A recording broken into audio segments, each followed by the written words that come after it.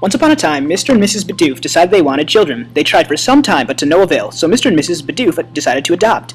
They adopted a newborn baby and named him Blaziken. They loved him very much. For the first 2 years of Blaziken's life was unexceptional. He was a normal boy. But shortly after Blaziken turned 2, something unexpected happened.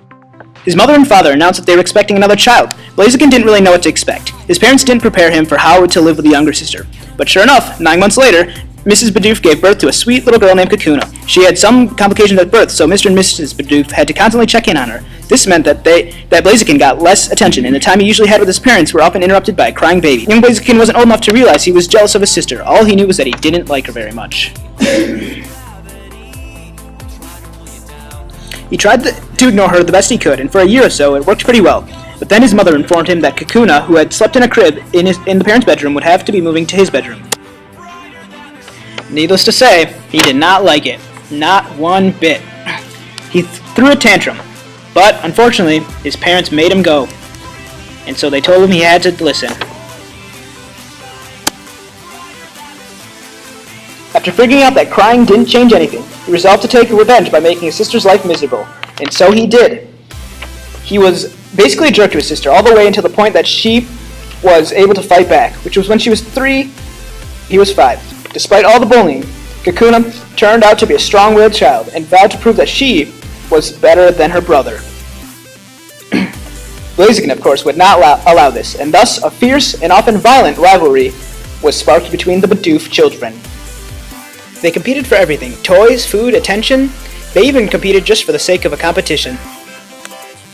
One time, Blaziken and a friend were jumping on a trampoline in the backyard. They were having fun, trying to do flips and stuff.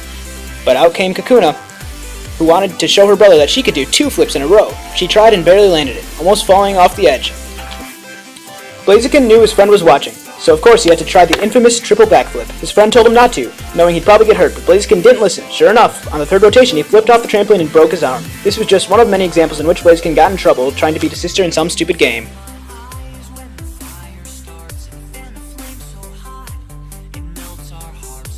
In elementary school, he was good at sports because he always tried his best, but he also got in trouble when he took a game too far.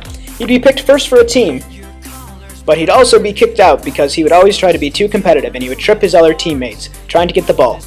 This would land him in the penalty box. And this was just one of the negative aspects of his competitive behavior going too far. It was not uncommon that Blaziken would find himself in some sort of trouble after he took something way too far. In middle school, things only got worse for Blaziken. His sister was doing better than him left and right. She was named the captain of her soccer team, and she had more friends than him. Her parents showered her with praise, and this just made Blaziken feel more and more like he was taking the back seat in his parents' affections.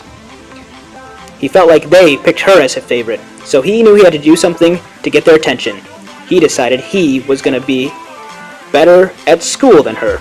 Maybe then they'd listen. There was only one problem. Blaziken was actually not book smart at all, but he was clever. He developed ways to get answers off of his neighbor's desk while they went to the bathroom, or he would look up the answers to his homework online. He developed all sort of clever tricks to get good grades, and he thought no one would ever catch him. Or so he thought. Blaziken managed to elude justice until his sophomore year in high school. He had a 4.0, he was on the honor roll, his parents were complimenting him for his skills. He had a lot of things going for him. All in all, he had a happy life.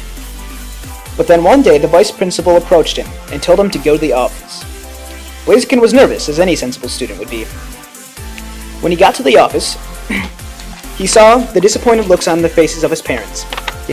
The school counselor, Mr. Colbert, and of course, Principal Porygon. They all had very disappointed looks on their face. He had been caught cheating. Blaziken admitted that he was cheating, and he broke down in tears. He apologized to everyone for what he had done. In between sobs, he managed to sputter out that the reason he cheated was because he wanted to make his parents proud.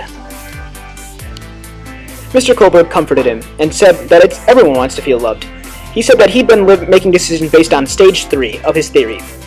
Blaziken had been rationalizing his cheating because he believed that his parents' love was more important.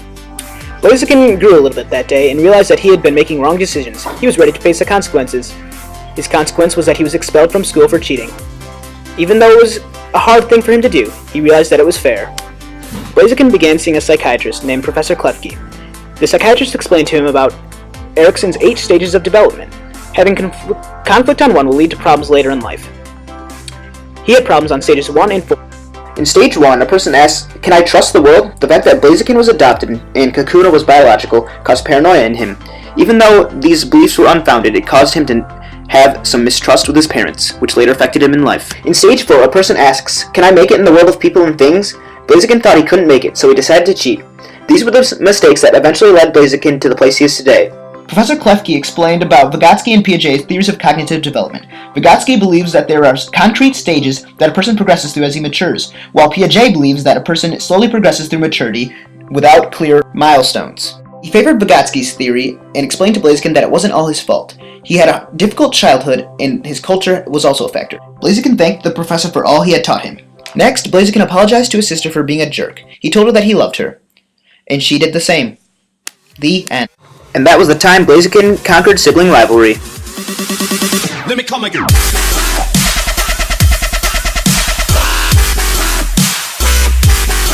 Take it back to the